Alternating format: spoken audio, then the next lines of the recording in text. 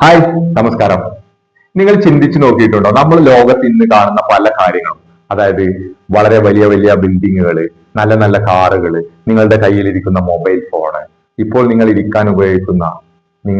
ഇരിക്കുന്ന കസേര പോലും ഒരിക്കൽ ഒരാളുടെ ഭാവനയിൽ മാത്രമാണ് ഉണ്ടായിരുന്നത്. അതാണ് നമ്മുടെ ചിന്തയുടെയും ഭാവനയുടെയും ഒക്കെ ശക്തി എന്ന് പറയുന്നത്. ഇങ്ങനെ ഭാവനയിൽ കാണാനും ചിന്തിക്കാനും കഴിയുന്ന ഒരു മസ്തിഷ്കം ഉണ്ടായതാണ് മനുഷ്യകുലത്തിന്റെ ഇത്രയും വലിയ വികസനത്തിനും വിജയത്തിനും കാരണമായിട്ടുള്ളത്.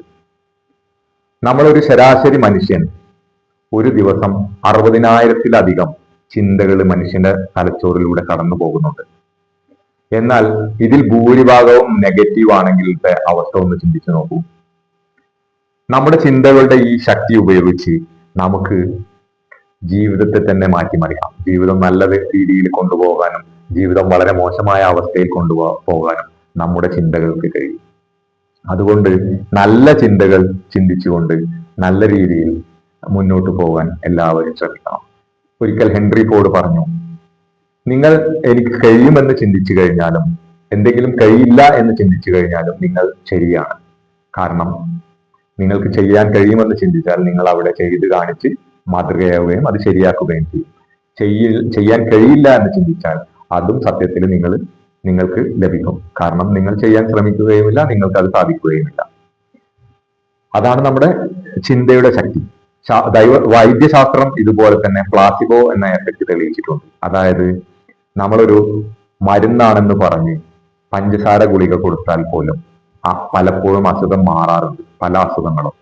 അതിന് കാരണം ഈ മരുന്ന് കഴിച്ചാൽ എൻ്റെ അസുഖം മാറുമെന്നുള്ള മനസ്സിന്റെ ശരിയായ വിശ്വാസമാണ്, ദൃഢമായ വിശ്വാസമാണ്.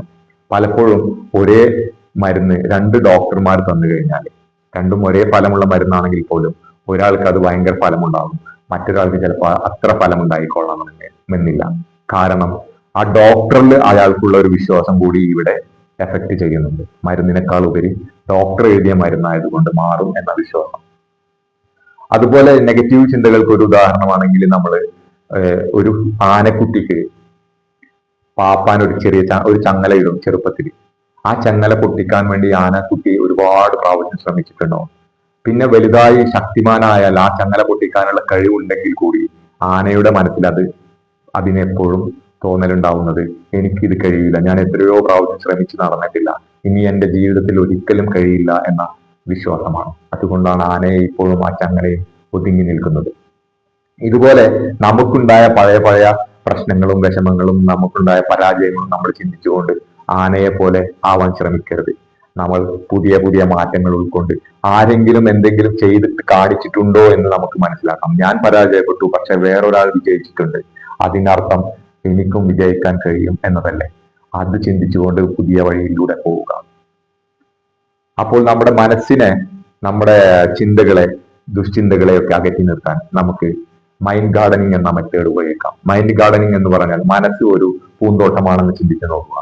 പൂന്തോട്ടമാണെങ്കിൽ അതിൽ നല്ല ചെടികൾ ഉണ്ടാവും, പൂക്കൾ ഉണ്ടാകുന്നതുണ്ടാവും, ഫലങ്ങൾ ഉണ്ടാവും, പല കളകളും ഉണ്ടാവും. നമ്മൾ മനഃപൂർവ്വം നല്ല വിത്തുകളാണ് ആ പൂന്തോട്ടത്തിൽ നട്ടതെങ്കിൽ നല്ല ചെടികൾ കൂടുതൽ ഉണ്ടാവും, ചീത്ത ചെടികൾ വളരാതിരിക്കും. അതുപോലെ നമ്മുടെ മനസ്സിൽ നമ്മൾ നല്ല നല്ല ചിന്തകൾ കയറ്റി വെക്കുക, പഴയ ചിന്തകൾ ഒഴിവാക്കുക, ദുശ്ചിന്തകൾ ഒഴിവാക്കുക, പരാജയ ഭീതി ഒഴിവാക്കുക, ഞാൻ വിജയിക്കുമെന്ന ചിന്തകൾ കണ്ടുപഠിക്കുക. മറ്റുള്ളവരിൽ നിന്നും പലരുടെയും അനുഭവങ്ങൾ കണ്ട് നമുക്ക് മനസ്സിലാക്കാൻ കഴിയും. അങ്ങനെ നല്ല നല്ല ചിന്തകൾ മാത്രം നമ്മുടെ തലച്ചോറിലേക്ക് കൊണ്ടുവരിക. നമുക്ക് ചെയ്യാൻ കഴിയുന്ന ഏറ്റവും വലിയ കാര്യം അതാണ്. ദിവസം മുഴുവനും നല്ല നല്ല ചിന്തകളിലൂടെ കടന്നു പോവുക. അപ്പോൾ പതിയെ പതിയെ നമ്മുടെ ജീവിതവും നല്ല രീതിയിൽ വളർന്നത് കാണാൻ കഴിയും. നിങ്ങൾ ഇന്ന് തന്നെ ഈ കാര്യം ഒന്ന് ശ്രദ്ധിച്ചു നോക്കുക.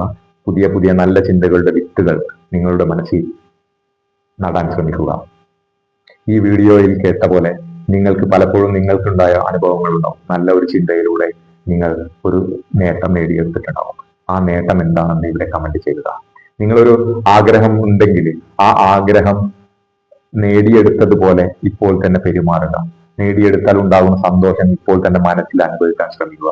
നേടിയെടുത്താൽ എന്തൊക്കെ നമ്മൾ ചെയ്യുന്നോ അതൊക്കെ നമ്മൾ ഇപ്പോൾ ചെയ്യുന്ന പോലെ കാണുക മനസ്സിൽ. പതിയെ പതിയെ നിങ്ങൾ ആ യാഥാർത്ഥ്യത്തിലേക്ക് അടുക്കുകയും ആ നേട്ടം നിങ്ങൾക്ക് കൊയ്യാനാവുകയും കഴിയും. ഈ വീഡിയോ ഉപകാരപ്രദമായി എന്ന് എനിക്ക് തോന്നുന്നു. നിങ്ങൾക്കും അങ്ങനെ തോന്നുകയാണെങ്കിൽ മറ്റുള്ളവർക്ക് കൂടി ഷെയർ ചെയ്തു കൊടുക്കുക. നിങ്ങളുടെ സുഹൃത്തുക്കൾക്കും ബന്ധുക്കൾക്കുമൊക്കെ ഇത് ഉപകാരപ്പെടട്ടെ എന്ന് പെടുമെന്ന് കരുതുന്നു. പുതിയ പുതിയ നല്ല വീഡിയോകൾക്കായി ഈ ചാനൽ ഒന്ന് ഷെയർ ചെയ്യുക. അടുത്ത നല്ല വീഡിയോയുമായി വരാം. അതുവരെ നന്ദി, നമസ്കാരം.